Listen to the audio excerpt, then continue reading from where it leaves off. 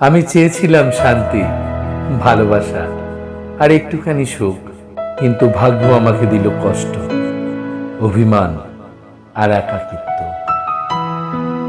আমি চেয়েছিলাম তোমাকে জীবনের অংশ বানাতে, কিন্তু ভাগ্য চাইল আমাকে একলা করে দিতে।